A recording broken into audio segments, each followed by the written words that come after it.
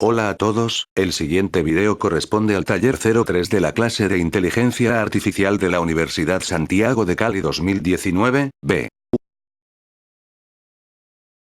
1. Introducción. La inteligencia artificial es una combinación de algoritmos, diseñados para crear máquinas que tengan las mismas capacidades que el ser humano. Entre algunas se pueden mencionar sistemas que piensan como humanos, por ejemplo, las redes neuronales artificiales. Sistemas que actúan como humanos, es el caso de los robots. Sistemas que piensan racionalmente, tales como los sistemas expertos. Sistemas que actúan racionalmente, de forma ideal, son los que tratan de imitar, de manera racional, el comportamiento humano. Por ejemplo, los agentes inteligentes. Este video pretende enseñar conceptos básicos de las redes neuronales y su expresión mínima, las ULUs. Las cuales son la columna vertebral de la inteligencia artificial. Primero que todo, ¿qué es una ULU? Una ULU es una unidad lógica de umbral que compara una suma ponderada de las entradas, y procede a compararla con el umbral. Si lo supera el resultado será 1, 1, de lo contrario será 0, 0. Punto número 2. Para ello es necesario realizar la suma ponderada de las entradas, es decir, multiplicar cada entrada por el peso asignado y después sumar todos esos valores, se le puede llamar a esa suma S. S igual, I igual 0n, y esto no es más que el producto interno de dos vectores, uno que contiene las entradas y el otro que contiene los pesos. Resalto que la capa 0 no tiene pesos de entrada, se conceptualiza de esa forma para entender el funcionamiento total, pero no hay perceptrones en la capa 0, o de entrada.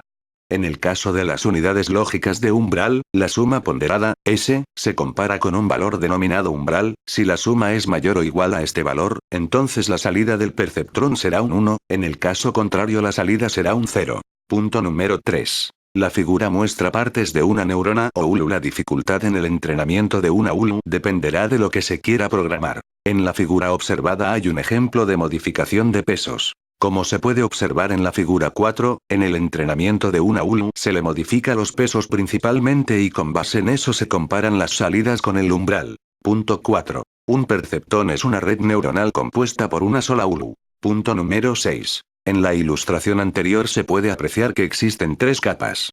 La primera, que contiene el grupo de X1, X2, X3, es la capa de entrada por donde entran los datos. La capa del medio, que contiene los elementos C1, C2, C3, C4, se llama capa oculta, es la que se encarga de hacer todo el aprendizaje de nuestro algoritmo, y por último, tenemos la capa de salida, esta es la que recibe la información de las capas ocultas. Punto 7. En el ejemplo del punto 6 se encuentra una red de propagación hacia adelante. En esta red los valores se van propagando desde una capa inferior a una superior por medio de sus conexiones. Por el contrario, si fuese una red de retroalimentación, las salidas de la red serían usadas como entradas. Visualmente sería como la figura 6. Figura número 6, aquí podemos observar una red neuronal de retroalimentación. Punto número 8. Las redes de propagación hacia atrás son tipo de redes que utilizan un método de cálculo del gradiente usado en algoritmos de aprendizaje supervisado. Primero que todo, se tiene que determinar cuántos perceptrones tendrá cada capa. Es cosa de la experiencia del programador y de la habilidad de discernir entre mucha información y obtener la más útil. El proceso de determinar los valores adecuados del vector de pesos es llamado entrenamiento de una ULU. Para ello es necesario un conjunto de vectores de entrenamiento, que son conjuntos de distintos escenarios que pudiera recibir la ULU como entrada. Por ejemplo, si quisiéramos una ULU que modele el comportamiento de una compuerta AND, un posible conjunto de entrenamiento podría ser 2 de los 4 posibles valores de entrada a la ULU. En caso de una compuerta XOR es muchísimo más difícil de realizar. Punto número 9. Y reconocimiento facial. El reconocimiento facial cada día cobra un mayor auge derivado principalmente a las nuevas aplicaciones que lo incluyen como mecanismo de control de seguridad y acceso a las mismas. En la actualidad existen tres métodos de reconocimiento facial. De rasgos locales. Reconocen los ojos, la nariz, la boca, miden las distancias y los ángulos de la cara. De rasgos globales. Aportan información de toda la cara. Mixtos. Combinación de los anteriores. Y vehículos autónomos. La computadora a bordo del vehículo será capaz, por ejemplo, de reconocer a los peatones o ciclistas. Además de esta capacidad, conocida como reconocimiento de objetos, la inteligencia artificial también hará posible que los vehículos autónomos evalúen una situación. De esta manera, los coches que han activado el intermitente tienen mayor probabilidad de cambiar de carril que los que no lo activen.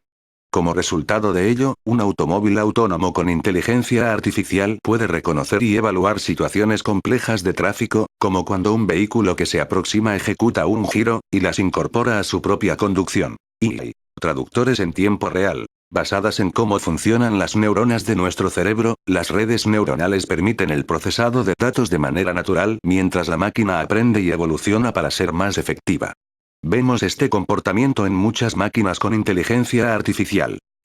Predicciones en finanzas. La utilidad que tiene la aplicación de la técnica de las redes neuronales, parte de la idea de que es posible determinar regularidades no detectadas en los movimientos de precio de los activos financieros.